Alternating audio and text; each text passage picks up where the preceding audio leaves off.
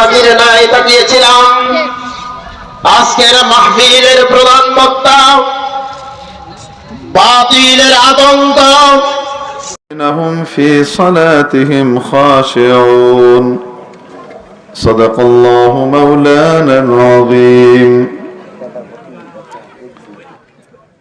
আজকের ঐতিহাসিক মাহফিলের সম্মানিত সভাপতি মহোদয়, উপস্থিত ওয়াজিবুল ইহতারাম হাদারাতে উলামায়ে ইকরাম, আজিজ তালাবা, সর্বস্তরের ধর্মপ্রাণ ধর্মভীরু তাওহীদি জনতা, পর্দার আড়ালের পরম শ্রদ্ধেয় মা ও বোনেরা, আপনাদের সামনে 18 নম্বর পারার প্রথম সূরা সূরাতুল মুমিনুনের প্রথম দুখানি আয়াত তিলাওয়াত করা হয়েছে। এই আয়াতে আল্লাহ তাআলা আমাদেরকে সাকসেসফুল হবার দিক নির্দেশনা দিয়েছেন, পন্থা বাতলে দিয়েছেন। আল্লাহ তাআলা যে পন্থা বাতলেছেন সেই পন্থার বাইরে মানুষ যতই চেষ্টা করুক না কেন সত্যিকার অর্থে সে সাকসেসফুল হবে না, সত্যিকার অর্থে সে সাফল্য লাভ করবে না। তার জীবনে সুখের যাবতীয় সামগ্রী উপস্থিত থাকা সত্ত্বেও দুঃখের বন্যায় তার হৃদয় ভেসে যাবে, দুঃখের আগুন আর অনলে সে দগ্ধ হতে থাকবে। সাকসেসফুল কারা? আল্লাহ তাআলা বললেন, ক্বাদ আফলাহাল মুমিনুন, যারা ঈমানদার তারা সাকসেসফুল। যারা প্রকৃত ঈমানদার তারা সফল কাম, তারা সাফল্য পেয়ে গেল। প্রিয় উপস্থিতি, ঈমান এমন বিশ্বাসকে বলে যে বিশ্বাস নড়বড়ে হয় না, যে বিশ্বাস কোনো ঝড় ঝাপটা ইত্যাদির দ্বারা প্রভাবিত হয় না। অনড় অটল বিশ্বাসকে ঈমান বলে। আল্লাহ তাআলা এবং তার রাসূলের আনিত, রাসূল সাল্লাল্লাহু আলাইহি সাল্লামের মাধ্যমে আল্লাহর পক্ষ থেকে আনিত যত কিছু আছে সেগুলোকে যে চোখ বন্ধ করে বিশ্বাস করে এবং পাশ্চাত্যের প্রোপাগান্ডা, মুস্তাশরিকিনের ভান্ডামি, অমুক তমুকের কনফিউজড কথাবার্তা, এগুলোর মাধ্যমে কখনোই তার ঈমানের ভিতরে চিড় ধরে না। সে বিশ্বাস করে সারা দুনিয়া ভুল করতে পারে, আল্লাহ আল্লাহর রাসূলের কথাই ঠিক। গোটা পৃথিবীর বিজ্ঞান ভুল করতে পারে, আল্লাহ আল্লাহর রাসূল কখনো ভুল করতে পারেন না। তার ঈমান যদি এমন হয় কোনো কিছুতেই তার ঈমান নড়বড়ে হচ্ছে না, তাহলে সেটাকে ঈমান বলে। সাধারণ বিশ্বাসকে ঈমান বলে না। একজন শুটার আসলেন আপনাদের এখানে, ভালো লক্ষ্যভেদ করতে পারেন, তিনি 100 হাত দূরে ওনার ছেলেটাকে দাঁড় করালেন, মাথার উপরে একটা ছোট্ট আপেল রাখলেন, এরপর গুলি করে আপেলটা উড়িয়ে দিলেন। 100 হাত দূর থেকে, প্রায় 150 ফুট দূর থেকে গুলি করে আপেলটা উড়ালেন। নিজের ছেলের মাথায় একে একে এভাবে 100টা আপেল রাখলেন আর 100টা আপেলকে উনি উড়ালেন গুলি করে। উনি যে একজন ভালো নিশানাবাজ, লক্ষ্যভেদী মানুষ, এটা আমরা বিশ্বাস করি কিনা? যেটা চান সেটা পারেন, যেখানে লাগাতে চান সেখানে পারেন। 1-2 বার যদি হতো কাকতাল বলা যেত, ঝড়ে বক বলা যেত। 100 বার তাহলে খুবই ভালো নিশানাবাজ একজন মানুষ, ঠিক না? এটা হলো বিশ্বাস, তার উপরে আস্থা আছে, তার উপরে বিশ্বাস আছে যে যেখানে চায় সেখানে লাগাতে পারে। কিন্তু যদি ওখানে আপনাকে আমাকে ডাকে যে আসেন আমার ছেলের পরিবর্তে আপনি দাঁড়ান, তো কে যাবেন? আমি যাব না, আপনারা হয়তো যেতে পারেন, কেউ যাবেন না। কেন যাবেন না? ভাই রে, 100 বারে এদিক ওদিক হয় নাই, 101 নম্বর বার যদি একটু উপর থেকে 2 ইঞ্চি নিচে নামে তাহলে চ্যালেঞ্জগিরি খালাস, ঠিক কিনা? তখন আর কেউ যাব না। তো এটাকে বিশ্বাস বলে, ঈমান বলে না। ঈমানের চেয়ে অনেক উপরের বিশ্বাসকে ঈমান বলে। আল্লাহ আল্লাহ রাসূল যা বলেছেন সেটাই ঠিক, গোটা বিশ্ব যদি এর বিপরীত বলে তো বিশ্ব ভুল করছে। যদি আমার চোখের দেখা আল্লাহ আল্লাহ রসুলের কথার বাইরে হয়, বিপরীত হয়, তাহলে আমার চোখের দেখা ভুল, আল্লাহ আল্লাহ রসুলের কথাই ঠিক। এটার নাম ঈমান। তো এই ঈমান যখন কোনো মানুষের মধ্যে আসে, তখন ঈমানের কিছু লক্ষণ এবং আলামত থাকে, সেই আলামত গুলো প্রকাশ পায়। বলা লাগে না আমি ঈমানদার, আমি ঈমানদার, আমি ঈমানদার। এত মর্মে ঘোষণা করা যাইতেছে যে অমুকের ছেলে অমুক একজন পাকা ঈমানদার, এমন করে ঘোষণা করা লাগে? বলেন না কেন? উনি যে ঈমানদার, সেই ঈমানের কিছু আলামত লক্ষণ দেখা যাবে কি যাবে না? প্রকাশ পাবে। ঘোষণা করা লাগে না।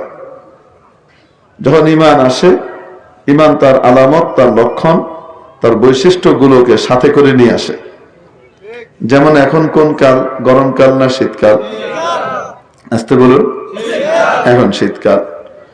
তো শীতকালের জন্য বাংলাদেশ টেলিভিশনের পক্ষ থেকে ঘোষণা করা হয়েছে। আচ্ছা, এখন যে শীতকাল, তার দলিল কি, তার আলামত কি বলেন?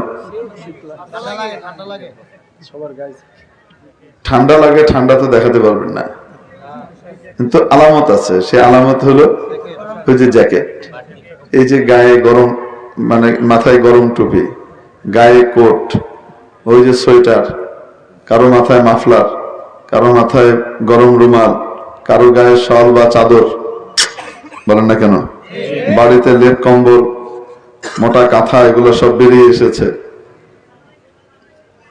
ঠিকই ঠিক না? তো ওগুলোই বলে দিচ্ছে এখন শীতকাল। বলেন না কেন? ওই আলামতই বলে দিচ্ছে যে এগুলো শীতকাল। শীত যখন আসে, তার এই আলামত আর বৈশিষ্ট্যগুলোকে সে সাথে করে নিয়ে আসে। ঘোষণা করা লাগে না, এলান করা লাগে না। আজ পর্যন্ত শুনেন নাই যে বিটিভি সচেতনতামূলক বক্তব্য প্রচার করছে?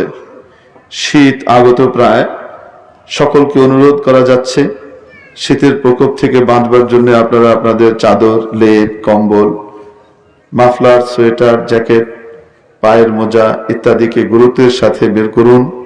ধুয়ে পরিষ্কার করে নতুন করে সেগুলো পরবার জন্য আপনারা প্রস্তুত হন। নতুবা আপনার সর্দি ঠান্ডা লেগে যক্ষার মতো মারাত্মক ব্যাধি ও কালান্তরী ব্যাধিতে আপনি আক্রান্ত হতে পারেন। এরকম কোন ঘোষণা তথ্য মন্ত্রণালয়ের পক্ষ থেকে, স্বাস্থ্য মন্ত্রণালয়ের পক্ষ থেকে দেয়া হয়েছে? বলেন না কেন?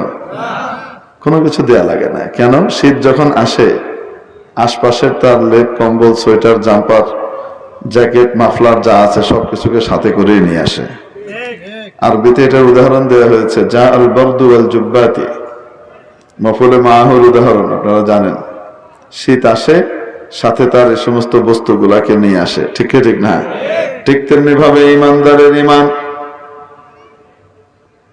ইমানদারের যখন ঈমান আসে, কোন ব্যক্তির মধ্যে যখন ঈমান আগমন করে, ঈমানের লক্ষণ এবং আলামত গুলাও সাথে করে নিয়ে আসে। ঘোষণা করে বলা লাগে না আমি তো মুসলিম, আমি তো ঈমানদার। বলেন না কেন? মাঝে মাঝে দেখবেন টকশোর ভিতরে চিহ্নিত নাস্তিক অথবা তার নিজের কথাই নিজে মুরতাদ, এরকম ব্যক্তিরা মাঝে মাঝে নিজেরা যে খাঁটি মুসলমান এটা প্রমাণ করবার জন্য প্রাণান্তকর চেষ্টা করে। দেখেন নাই মনে হয়? আমাকে বলছি নাস্তিক, আমাকে বলছে আমি নাকি মুরতাদ, আমি নামাজ পড়ি, আমি রোজা রাখি, আমি হজ করেছি, আমি 5 ওয়াক্ত নামাজ পড়ি। তো হুজুর মুরতাদ কেন হলো? হুজুর ওই যে কোরআনের বিধান, পর্দাকে অস্বীকার করে, পর্দাকে পশ্চাৎপদতা মনে করে, নারীর প্রতি অবিচার আর জুলুম মনে করে, কোরআন বিরোধী চেতনা লালন করবার কারণে ঈমান আছে না গেছে? কোন ঈমানদারকে দেখবেন না যে 5 ওয়াক্ত নামাজ পড়ে, রোজা রাখে, হজ করে, যাকাত দেয়, সে বাইরে এসে বলে আমি কিন্তু ঈমানদার। বলে? বলে না। কারণ তার ঈমান আছে, তার আলামতও আছে। ঠিক ঠিক না? আর যার আলামত দুর্বল, সে দেখবেন নিজেকে ঈমানদার প্রমাণ করবার জন্য মিছে চেষ্টা করেই যাচ্ছে, টকশোর ভিতরে লম্ফঝম্প মারছে। আছে না নাই? ঈমান যখন আসে, ইমান তার বৈশিষ্ট্য আর আলামত গুলোকে নিয়ে আসে। রব্বুল আলামিন এই সূরার সূচনা লগ্নে ইমানদারদের 8টি বৈশিষ্ট্যের কথা বলেছেন। কয়টি? 8টি বৈশিষ্ট্যের কথা বলেছেন। এই বৈশিষ্ট্যগুলো যখন কারো মধ্যে আসে বোঝা যায় সে পাকা ইমানদার। قد أفلح المؤمنون, সাফল্য লাভ করেছে, সফল কাম হয়ে গেছে ইমানদাররা। তারা কারা? 1 নম্বর বৈশিষ্ট্য, আল্লাযীনা হুম ফি সালাতিহিম খাশিউন, যারা তাদের নামাজের মধ্যে খুশুওয়ালা, যারা তারা নামাজের ব্যাপারে নামাজের মধ্যে কি ওয়ালা? খুশুওয়ালা। প্রশ্ন হলো খুশু কাকে বলে? আমরা মনে করি খুশু, কেউ কেউ বলে বা আমরা মনে করি খুশু মানে রোগ শোক, ঠান্ডা গরম, ডান বাম, সামনে পেছনে, উপর নিচ সব কিছু থেকে বেখবর হয়ে যাওয়া, অনুভূতিহীন হয়ে যাওয়া। একরকম নামাজে ঢোকার পরে সে বাহ্যিক সব রকমের অনুভূতির ঊর্ধ্বে চলে যাওয়া, এটা মনে হয় খুশু। তো এটা মনে করার কারণে আমরা মনে করি খুশু কি আর অর্জন করা সম্ভব, তাই ভয়ের চোটে খুশু থেকে আগেই দৌড় মারে। যেটা বললাম এটাকে খুশু বলে না, এটাকে ইস্তেগরাক বলে। নামাজের মধ্যে ইস্তেগরাক, হালাতে ইস্তেগরাক বলে। এটাও কোন ব্যক্তির, আল্লাহর কোন প্রিয় বান্দার, বান্দির নামাজের মধ্যে ঘটতে পারে, যে নামাজের মধ্যে যাওয়ার পরে তার সামনে শুধু আল্লাহ আর আল্লাহ, সব কিছুর ঊর্ধ্বে সে উঠে গেছে। বাহিরের আওয়াজও তার কানে যায় না, শারীরিক অন্যান্য অবস্থার পরিবর্তনও তার মাথার ভিতরে ঘুরে না, সে অন্যরকম হয়ে যায়, অন্য জগতে ঢুকে পড়ে, এরকমও হতে পারে। হযরত সাইয়্যিদুনা আলী কাররামাল্লাহু ওয়াজহাহু, নবীজির আপন চাচাতো ভাই আবার জামাতা। হযরত আলী রাদিয়াল্লাহু তাআলা আনহু একবার যুদ্ধের মধ্যে পায়ে তীর লাগলো। কোথায় লেগেছে তীর? পায়ে। পায়ে তীর লাগার পরে আপনারা জানেন তীর এর আগাটা হলো চোখা, আর বিপরীত দিকে আবার উল্টো ফলা আছে দুইটা। তো ঢোকার সময় তো ঢুকে যায়, কিন্তু যদি ওটাকে টেনে বের করতে হয় তাহলে এক দলার গোশত, মাংস সব ছেড়ে টেড়ে নিয়ে আসে। তো প্রচন্ড ব্যথা পায়, উনি কাউকে তীরে হাত দিতে দিচ্ছেন না, এত ব্যথা, হাতই দিতে দিচ্ছেন না। তো রাসূলুল্লাহ সাল্লাল্লাহু আলাইহি সাল্লাম কিছু, এদিকে ব্লিডিং হচ্ছে, তো রক্তপাত হচ্ছে, তীর বন্ধ বের না করলে তো চিকিৎসা করা যাবে না। নবীজি সাল্লাল্লাহু আলাইহি সাল্লাম কিছু সাহাবীকে ডেকে আলাদা করে কানে কানে কিছু বলে দিলেন। কিছুক্ষণ পরে যুদ্ধের মধ্যে নামাজের সময় হলো, আজান হলো। আজান শুনে হযরত আলী রাদিয়াল্লাহু তাআলার চেহারা বিবর্ণ হয়ে গেল, শরীর কাঁপতে লাগলো। ওযু করে নামাজে দাঁড়ালেন। নামাজ শেষ করার পরে পেছনে লোকজনকে দেখে বলছেন, ভাই বললাম না যে তীরে হাত দেওয়া যাবে না? প্রচন্ড ব্যথা, সবাই হাসছে। তো কেন হাসছে? তো তারা বলছে যে আপনি যখন নামাজে ছিলেন, ওই যে নবীজি যাদেরকে ডেকে কিছু বলে দিয়েছিলেন তারা, তখন তো তীর কখনোই বের করে ফেলেছি আমরা। কি বলো? তাকিয়ে দেখে তীর নাই। তো তীরটা যখন বের করেছে তখন একদলা গোশত, একদলা অস্থি মজ্জা সহকারে টেনে বের করে নিয়ে আসা হয়েছে, হাড়ের সাথে ঘষা খেয়েছে, কত কিছু হয়েছে, টেরি পান নাই। তো নামাজের মধ্যে কারো এরকম অবস্থা হতে পারে কি পারে না, কিন্তু এটাকে খুশু বলে না, এই অবস্থাকে ইস্তেগরাক বলে। গালিবান হযরত আব্বাদ ইবনে তামিম রাদিয়াল্লাহু তাআলা আনহুর ঘটনা, এক সাহাবীর ঘটনা। সীমান্ত পাহারার দায়িত্ব পড়েছে, মানে যেখানে মুসলিম জামাত অবস্থান করছে তার আশপাশ তাদেরকে পাহারা দেওয়ার জন্য রাতের বেলায় দায়িত্ব পড়েছে দুই সাহাবীর। তো দুইজন আলোচনা করলেন, দুইজন একসাথে জেগে থেকে তো লাভ নাই, চলো একজন জেগে থাকি একজন ঘুমাই, বাড়ি বাড়ি হোক, তাহলে শরীরে শক্তিও জমা থাকবে, আবার শত্রুর গতিবিধির উপরে নজর রাখা যাবে। যে কথা সেই কাজ। একজন ঘুমিয়ে গেলেন, আরেকজন পাহারা দিচ্ছেন। পাহারা দিতে দিতে ওনার মনে হলো যে শত্রু তো কাছাকাছি নাই, তো খালি সময়টা পার করে কি লাভ, নামাজ পড়ি। নামাজে দাঁড়িয়ে গেছেন। নামাজে দাঁড়াবার পরে দীর্ঘ সময় নামাজে উনি রত আছেন, আর ওদিকে দূর থেকে শত্রুপক্ষ ওনাকে লক্ষ্য করে তীর মেরেছে। সেই তীর শরীরের ভিতরে এসে ঢুকেছে, লেগেছে। উনি নামাজ চালিয়েই যাচ্ছেন। ধীরে সুস্থে নামাজ শেষ করলেন। যখন আরো কয়েকটা তীর এসে পৌঁছলো, তখন তো সকলের জানমালের নিরাপত্তার ব্যাপার, তাই টপাটপ নামাজ শেষ করলেন। শেষ করার পরে এরা ওনার বন্ধুকে জাগালেন, তো বলছে যে তীর খেয়েছো তুমি, তখনই কেন আমাকে জানাও নি? তৎক্ষণাৎই তো তোমার আমাকে উঠানো উচিত ছিল। তুমি বলছে ভাই নামাজের এত মজা লাগছিল, এত স্বাদ, এই স্বাদ ছেড়ে তাড়াতাড়ি শেষ করতে মন চাচ্ছিল না, তাই তীরের পর তীর এসে গায়ে লাগছে, নড়াচড়ার কোনো লক্ষণ নাই।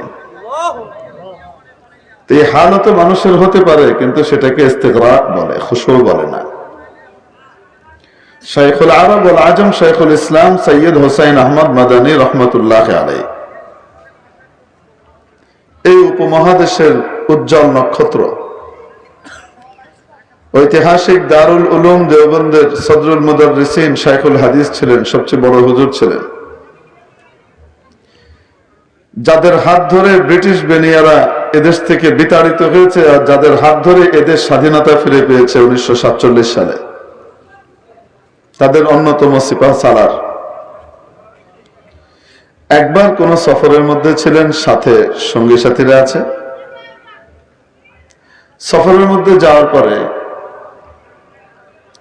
ট্রেনের অপেক্ষায় স্টেশনে দাঁড়ানো। জানা গেল ট্রেন আসতে এখনো 15-20 মিনিট বাকি আছে। হযরত বললেন সময়টা নষ্ট করে লাভ কি, একটু নামাজ পড়ে নি, 2 রাকাত নামাজ আদায় করি। প্ল্যাটফর্মের ভিতরে কোনো এক পিলারকে সামনে রেখে যেন সুতরা হয়, কিবলামুখী হয়ে নামাজে দাঁড়িয়ে গেলেন।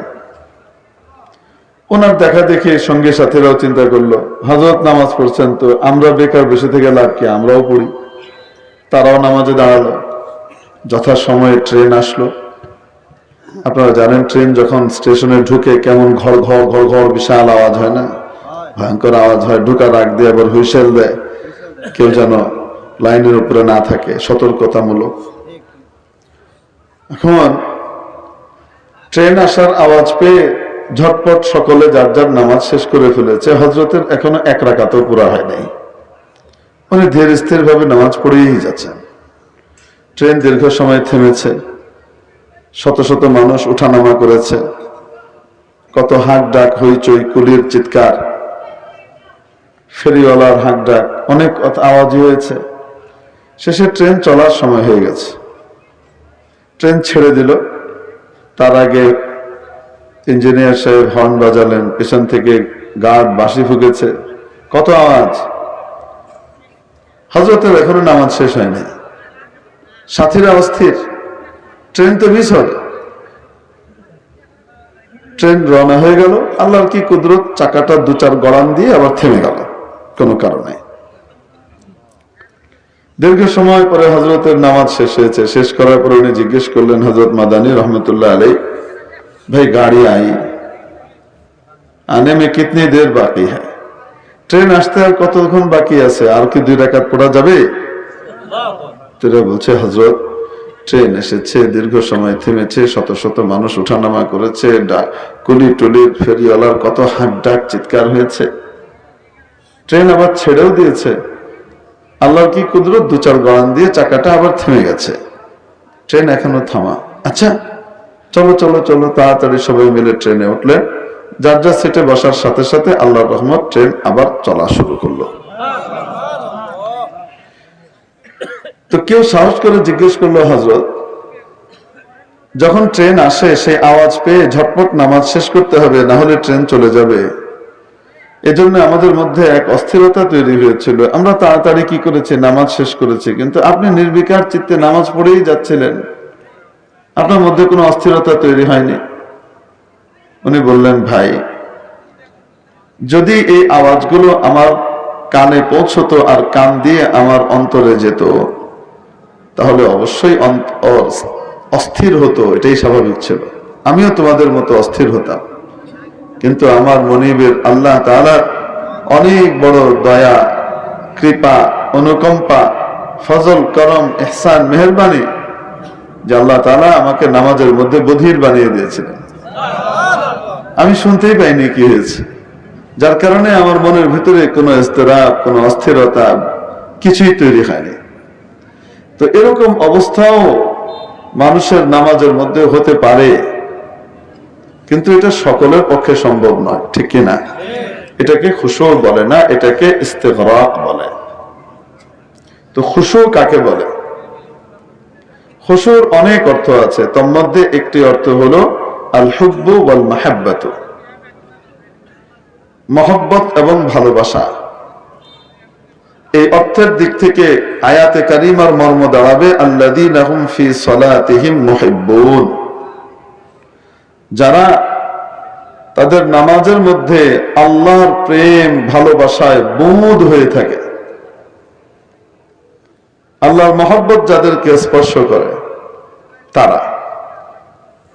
অন্য আয়াতে এসেছে ওয়া ইন্নাহা লাকাবীরাতুন ইল্লা আলাল খাশিঈন, সূরা বাকারার 45 নম্বর আয়াতের শেষ অংশ।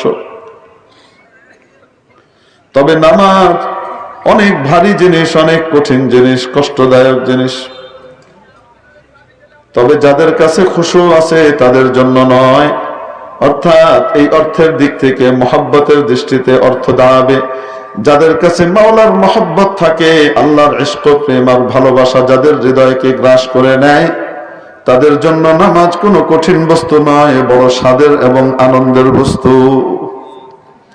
আল্লাযীনা হুম ফি সালাতিহিম খাশিউন, যারা তাদের নামাজের মধ্যে খুশুওয়ালা হয়, খুশুর অধিকারী হয়, অর্থাৎ মাওলার মহব্বত আর ভালোবাসার মধ্যে তারা ডুব দেয়।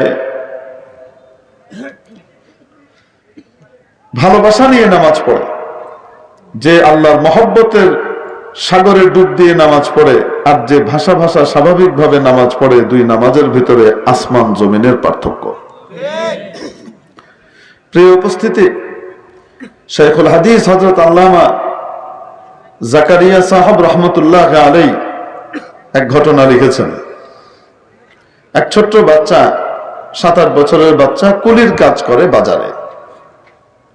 বাজারে কেউ কোনো জিনিস কিনলে, ভারী জিনিস কিনলে, সেটা মাথায় করে গাড়ি পর্যন্ত, টাঙ্গা পর্যন্ত অথবা বাড়ি পর্যন্ত পৌঁছে দিয়ে আসে, বিনিময়ে কিছু টাকা পায়।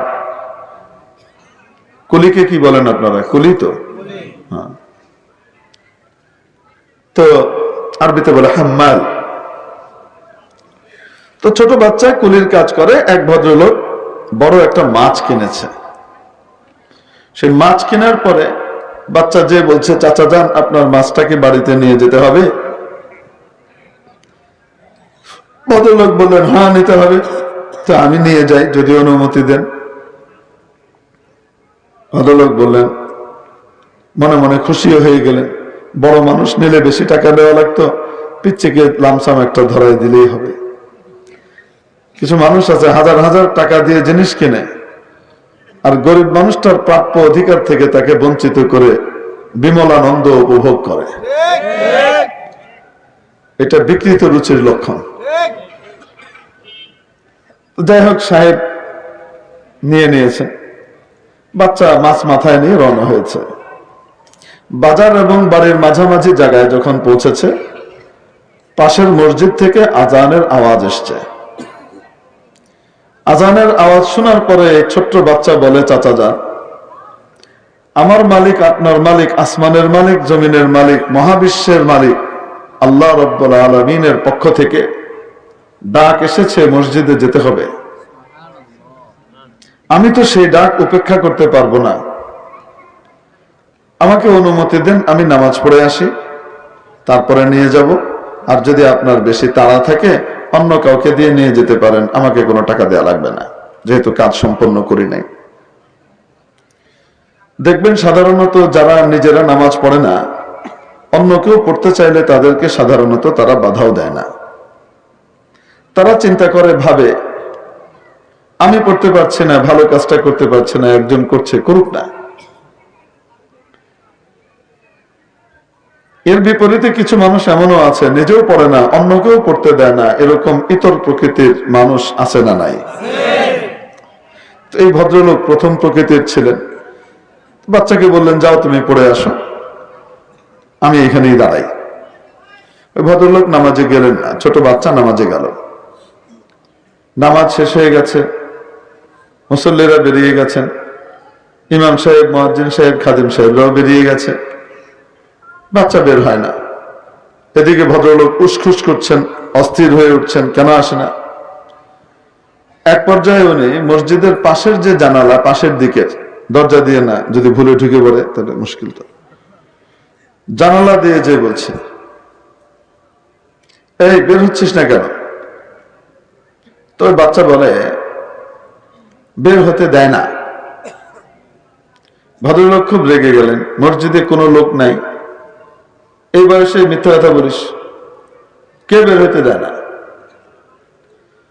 তো ছোট্ট বাচ্চা নির্লিপ্ত ভাবে উত্তর দিচ্ছে, চাচা যান,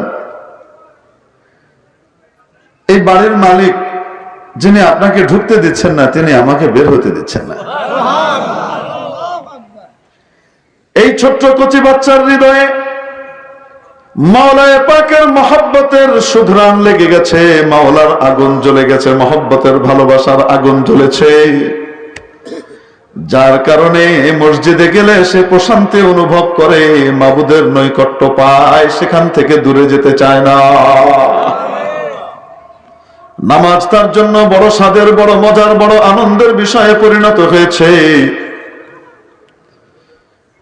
এজন্য এই আয়াতের এক অর্থ হলো, যারা নামাজের মধ্যে মাবুদের মহব্বত আর ভালোবাসায় ডুব দেয়। দুনিয়ার ঠান্ডা গরম, দোকানের হিসাব কিতাব, চিন্তা পেরেশানি, পারিবারিক, সামাজিক, রাষ্ট্রীয় বিভিন্ন পেরেশানি আর সমস্যা তার মাথায় থাকে না। তার মাথায় শুধু থাকে আল্লাহ আল্লাহ, তার মাথায় শুধু আল্লাহ আল্লাহ। মাওলার মহব্বত তার দিলকে দখল করে ফেলেছে। এক অর্থ হলো খুশুর, এই আল্লাহর মহব্বত দিয়ে নামাজ পড়া। দুই নম্বর, আরেক অর্থ হলো, যেটা আল ইবকার ভিতরে হযরত হাকিমুল উম্মত মুজাদ্দিদুল মিল্লাত শাহ আশরাফ আলী থানভী রাহমাতুল্লাহ আলাইহি লিখেছেন, নামাজের মধ্যে নিজের মুখ, মন, মাথা তিনটাকে একসাথে চালানো। মুখে পড়ছে আল্লাহু আকবার, মন মাথায়ও চলে আল্লাহু আকবার। মুখে পড়ে সুবহানাকাল্লাহুম্মা ওয়া বিহামদিকা, মন এবং মাথার মধ্যেও চলে সুবহানাকাল্লাহুম্মা ওয়া বিহামদিকা। মুখ, মন, মাথা একসাথে মিলিয়ে পড়ছে ওয়া তাবারাকাসমুকা ওয়া তাআলা জাদ্দুকা ওয়া লা ইলাহা গায়রুক। মুখ, মন, মাথা একসাথে মিলিয়ে পড়ে সুবহানা রাব্বিয়াল আযীম। মুখ, মন, মাথা একসাথে মিলিয়ে পড়ে সুবহানা রাব্বিয়াল আলা। এইভাবে যদি কেউ নামাজ পড়ে, এটা খুব কঠিন জিনিস নয়, সহজ জিনিস, ঠিক কিনা? একটু চেষ্টা করলেই বান্দা পারে, একটু চেষ্টা করলেই বান্দি পারে। যখন নামাজের মধ্যে মন এবং মাথা, মুখ, মন, মাথা, আর যেখানে মুখ চলে না, শুধু কান চলে। নামাজে যখন ইমাম সাহেব তেলাওয়াত করেন, তখন কি মুখ চলে না কান চলে? কান চলে আর মন চলে। وَإِذَا قُرِئَ الْقُرْآنُ فَاسْتَمِعُوا لَهُ وَأَنصِتُوا لَعَلَّكُمْ تُرْحَمُونَ। সূরা আরাফের 204 নম্বর আয়াত। সাহাবী আব্দুল্লাহ ইবনে আব্বাস রাদিয়াল্লাহু তাআলা আনহুমা, মুফাসসির কুল সম্রাট ছিলেন, যিনি রাইসুল মুফাসসিরিন, তিনি বলেন, এই আয়াত অবতীর্ণ হয়েছে মুক্তাদি ইমামের পিছনে পড়বে কি পড়বে না এই নিয়ে, এই বিষয়ে। ওয়াইদা কুরিআল কুরআন, যখন কোরআন পাঠ করা হয়, বলেন কে করে? ইমাম সাহেব করে। কে করে? ফাসতামিউ লাহু, ও মুক্তাদিরা তোমরা মনের কানে শোনো।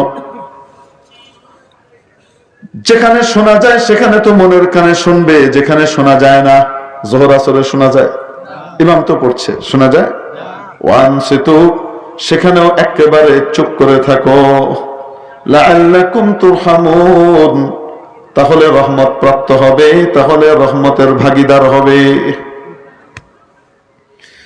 নামাজের মধ্যে যখন মুখ চলার সময় না, সেই সময়গুলোতে কান, মন এবং মস্তিষ্ক, এই তিনটাকে একসাথে চালানো, এর নাম হলো খুশু। এইভাবে খুশুর সাথে যদি কেউ নামাজ পড়ে, নামাজের স্বাদ অতি অল্প সময়ে সে অনুভব করতে পারবে। বেশি দিন লাগবে না, মাত্র 40 দিন যদি কেউ খুশুর সাথে নামাজ পড়ে, বেশি দিন লাগবে না, এই 40 দিনের মধ্যেই নামাজের স্বাদ আর মজা সে অনুভব করতে পারবে। যে জিনিসের স্বাদ মানুষ পায় সেটা ছাড়তে চায় না। রসগোল্লার স্বাদ পেলে রসগোল্লা ছাড়তে চায় না, রসমালাইয়ের স্বাদ পেলে রসমালাই ছাড়তে চায় না। কালিয়া, কোপ্তা, জর্দা, রোস্ট এবং ভালো ভালো দামি দামি মজার খাবার, কাচ্চি, বিরিয়ানি, পোলাও, এগুলোর স্বাদ পাওয়ার পরে সেগুলো খেতে আরো আগ্রহী হয়ে যায়। আসতে বলেন ঠিক কিনা? যে ব্যক্তির মধ্যে খুশু চলে আসে, খুশুর কারণে নামাজের স্বাদ চলে আসে, সেই স্বাদপ্রাপ্ত নামাজি নামাজ থেকে দূরে থাকতে পারে না, নামাজের জন্য পাগল হয়ে যায়। মেহের মুহতারাম দোস্ত, আজিজ ও বুজুর্গ, বলছিলাম বেশি দিন লাগে না, মাত্র কয়দিন? 40 দিন মেহনত করলেই হয়। আল্লাহ মজা দিয়ে দেন। হুজুর 40 দিনের কি এমন গুরুত্ব আছে? এই চিল্লা চিল্লা আপনারা তাবলিগলারা চিল্লা মিল্লা কে সব নাশ করে ফেলতেছেন। কই পাইছেন? কোরআন হাদিসে কোথায় আছে? কোনো অস্তিত্ব নাই। বলে কি বলে না? তাবলিগলারা মন গড়া চিল্লা 40 দিন কই পাইছে? 3 চিল্লা কই পাইছে? হাদিস শরীফের মধ্যে এসেছে, যখন কোন ব্যক্তি তার মায়ের পেটে আসে, প্রথম 40 দিনে সে একটা রক্তের পিণ্ডে পরিণত হয়। দ্বিতীয় 40 দিন পার হওয়ার পরে এই রক্তের পিণ্ডটা একটা ছোট্ট গোশতের টুকরায় পরিণত হয়, মুদগা হয়। ফাখালাকনাল মুদগাতা ইযামা। আরো 40 দিন পরে এই গোশতের টুকরাটার ভিতরে হাড় গোড় তৈরি হয়, স্ট্রাকচার তৈরি হয়।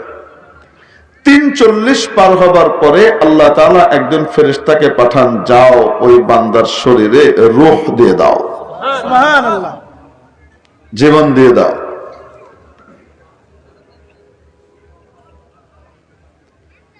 এবং 4টা জিনিস তার জন্য লিখে দেওয়া হয়। এটা কয়েক 40 দিন পরে, 4 মাস পরে। তো মানুষের সৃষ্টির সূচনা লগ্নে প্রতি 40 দিনে তার এক একটি অবস্থার পরিবর্তন হয়, শারীরিক পরিবর্তন, এবং সে প্রাণ ফিরে পায় 43-এর পর। উলামায়ে কেরাম বিশ্লেষণ করলেন যে মানুষ যখন কুফর এবং শিরিকের সমাজের মধ্যে, মাসিয়তার গুনাহের সমাজের ভিতরে নিজের জীবনকে নষ্ট করে ফেলে, তার ইমানি সত্তাকে সে হত্যা করে। কারণ যে আল্লাহকে বিশ্বাস করে, রসুলকে বিশ্বাস করে, অনর বিশ্বাস তার, জানে যে গান বাজনা করলে জাহান্নামে যাওয়া লাগবে, সে কখনো গান বাজনার দিকে যেতে পারে না। তার ইমান দুর্বল হবার কারণেই যায়। ইমান দুর্বল হবার কারণেই সে নামাজ নষ্ট করে। ইমান দুর্বল হবার কারণেই ইসলামের বিধিবিধান নষ্ট করে। ইমান দুর্বল হবার কারণেই বিধবাকে তার হক দেয় না। ইমান দুর্বল হবার কারণেই এতিমের হক আত্মসাৎ করে। ইমান দুর্বল হওয়ার কারণে রাতের অন্ধকারে আরেকজনের ক্ষেতের আইল কেটে নিজের সীমানা বাড়িয়ে ফেলে। ইমান দুর্বল হবার কারণে ব্যবসার নামে, লাভের নামে সুদি লেনদেন করে, গ্রামের মানুষকে টাকা দিয়ে অতিরিক্ত টাকা নেয়। আছে না নাই? এগুলা ইমানের দুর্বলতার কারণে, ইমানি সত্তার অপমৃত্যুর কারণে তার এই সমস্যা দেখা দেয়। যার কারণে তার ইমানি প্রাণ যেন ফিরে আসে। শরীর যেমন 340-এর পরে প্রাণ ফিরে পায়, ঠিক তেমনি ভাবে 340 আল্লাহওয়ালাদের ইমানদারদের সোহবতে মসজিদে ফেরেশতাদের পরিবেশের ভিতরে কাটাবার কারণে, ইমানি কথা বলতে থাকবার কারণে, গুনাহ থেকে বেঁচে থাকবার কারণে তার ইমানি শক্তি বৃদ্ধি পায়, তার আত্মার ভিতরে ইমানের জাগরণ ঘটে। 40-এর দলিল তো হাদিসেও আছে। এক হাদিসের মধ্যে নবী পাক সাল্লাল্লাহু আলাইহি সাল্লাম ইরশাদ করছেন, কোন ব্যক্তি যদি 40 দিন তাকবীরে উলার সাথে নামাজ পড়ে, তাকবীরে উলা মানে অনেক ব্যাখ্যা আছে, গ্রহণযোগ্য জমহুরের ব্যাখ্যা যেটা, অধিকাংশ উলামা ইকরামের ব্যাখ্যা সেটা হলো, ইমাম সাহেব যখন আল্লাহু আকবার বলার পরে সূরা ফাতিহা শুরু করার আগে কিছুক্ষণ চুপ থাকে না, ওই যে সানা পড়ে বা যা পড়ে, এই এতটুকু সময়ের ভিতরে সেও তাকবীর বাঁধে, তাকবীর বলে সে নামাজ শুরু করে, এটাকে তাকবীরে উলা বলে। কারো কারো মত সূরা ফাতিহা শেষ হওয়া পর্যন্ত তাকবীরে উলার মেয়াদ থাকে, কারো কারো মত রুকুতে যাওয়ার আগ পর্যন্ত তাকবীরে উলার মেয়াদ থাকে। কিন্তু অধিকাংশ মুহাদ্দিসিন এবং মুফাসসিরিন ইকরামের মত হলো, ইমাম সূরা ফাতিহা শুরু করবার আগ পর্যন্ত যে সময়টুকু, অতটুকুর ভিতরেই ইমামের সাথে আল্লাহু আকবার বলে কি করে, নামাজে অংশগ্রহণ করে। এইভাবে কয়দিন? 40 দিন যদি কেউ নামাজ পড়ে, নবীজি বলেন কুতিবাত লাহু বারাআতান, তার জন্য 2টি পরওয়ানা, 2টি সার্টিফিকেট ইস্যু করা হয়। সার্টিফিকেট নাম্বার 1, মুনাফিকের খাতা থেকে তার নাম কেটে দেওয়া হয়, ইমানদারের খাতায় তার নাম ট্রান্সফার হয়ে যায়। নাম্বার 2, জাহান্নামীদের খাতা থেকে তার নাম কেটে জান্নাতীদের অন্তর্ভুক্ত করে দেয়া হয়। তাহলে 40 দিন নামাজের বিশেষ গুরুত্ব আছে না নাই? কোন ব্যক্তি যদি খুশুর সাথে 40 দিন নামাজ আদায় করে ঠিকঠাক মতো, অবশ্যই অবশ্যই রব্বুল আলামিন তাকে নামাজের স্বাদ দান করবেন, সে নামাজের মজা পেয়ে যায়।